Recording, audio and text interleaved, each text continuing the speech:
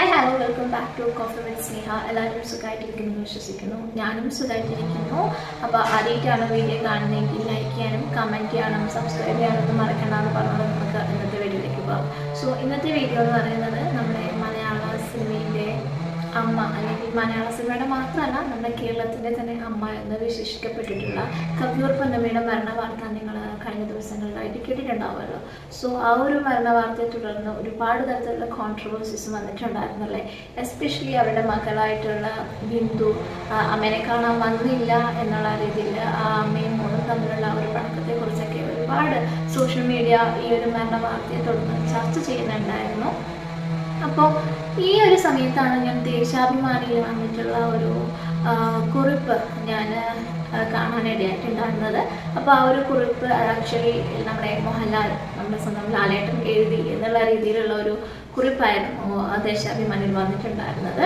അപ്പോൾ may be നിങ്ങൾ ചിലരൊക്കെ ആ ഒരു ഫീച്ചർ കണ്ടിട്ടുണ്ടാവും എന്ന് വിചാരിക്കുന്നു.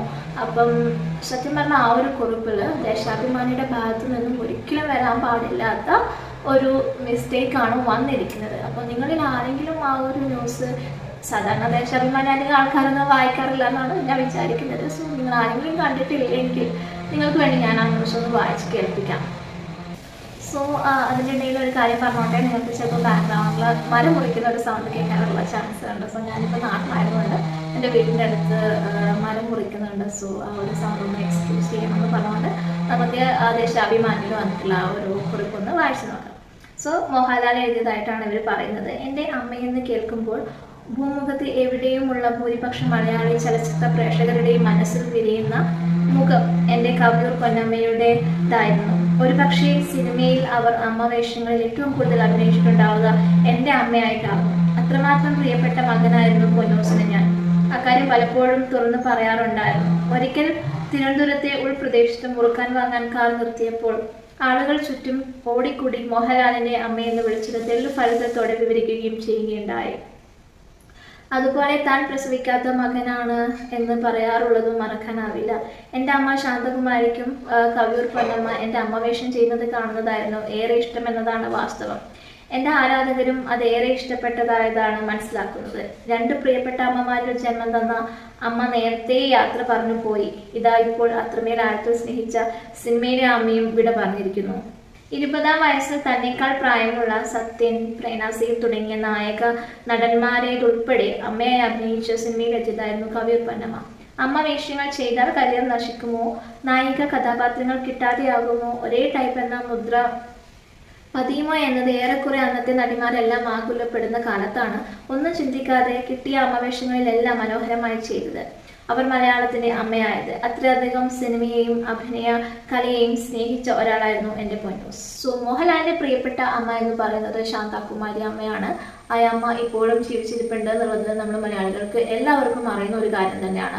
ആ അമ്മയുടെ ബർത്ത്ഡേ ആണ് കഴിഞ്ഞ ദിവസങ്ങളിൽ ആഘോഷിച്ചത്. നമ്മൾ സോഷ്യൽ മീഡിയയിലൂടെയൊക്കെ കണ്ടിട്ടുണ്ടായിരുന്നു. സോഷ്യൽ മീഡിയയിൽ നിറയെ ആ ഒരു ഫോട്ടോസും വീഡിയോസും ഒക്കെ നമ്മൾ കണ്ടിട്ടുള്ളതാണ്. സോ ആ ഒരു അമ്മ മരിച്ചു എന്ന് പറഞ്ഞതുകൊണ്ട് ഇതുപോലെയുള്ള ദേശാഭിമാനി പോലെയുള്ള ഒരു പത്രമാധ്യമത്തിൽ കൊടുക്കുക എന്ന് പറയുന്നത് ഒരിക്കലും ന്യായീകരിക്കാൻ പറ്റാത്ത ഒരു തെറ്റ് തന്നെയാണ്.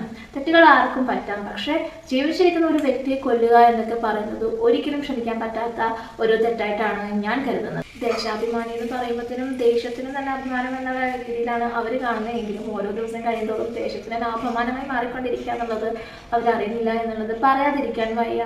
ദേശാഭിമാനി ഇത് ബോധപൂർവം ചെയ്തതാണോ എന്ന് പോലും ഞാൻ സംശയിക്കുന്നുണ്ട്. കാരണം മോഹൻലാൽ തന്നെ തൻ്റെ അമ്മയെക്കുറിച്ച് ഇങ്ങനെ പറഞ്ഞു എന്നുള്ളത് കുറച്ചു പേരെങ്കിലും അങ്ങോട്ട് വിചാരിച്ചോട്ടെ എന്ന് കരുതിയിട്ട് അവർ ചെയ്തതാണോ എന്നുള്ളതാണ് ഞാൻ സംശയിക്കുന്നത്. കാരണം മോഹൻലാലിൻ്റെ അടുത്ത് ഇവർക്ക് പൊളിറ്റിക്കലി ഉള്ള സമീപനം എങ്ങനെയാണെന്നുള്ളത് നമ്മൾ കാലങ്ങളായിട്ട് കണ്ടുകൊണ്ടിരിക്കുകയാണല്ലോ. അതുകൊണ്ട് തന്നെ ഇത് ബോധപൂർവം ക്രിയേറ്റ് ചെയ്ത ഒരു ന്യൂസായിട്ടാണ് എനിക്ക് ഫീൽ ചെയ്യുന്നത്. അപ്പോൾ കുറച്ച് പേരെങ്കിലും അങ്ങനെ ലാലേട്ടനെ തെറ്റിദ്ധരിക്കുകയാണെങ്കിൽ അവർക്ക് അതിലൊരു സന്തോഷം കണ്ടെത്താനാവുമല്ലോ. അല്ലാതെ ഇത്തരത്തിലൊരു ന്യൂസ് കൊടുക്കുന്ന സമയത്തൊന്നും വായിച്ചു പോലും നോക്കാതെയാണോ ഇവർ പബ്ലിഷ് ചെയ്യുന്നത്? കൊടുക്കാൻ കഴിയാത്ത തെറ്റ് തന്നെയാണ് ദേശാഭിമാനിയുടെ ഭാഗത്തു നിന്ന് വന്നിരിക്കുന്നത്.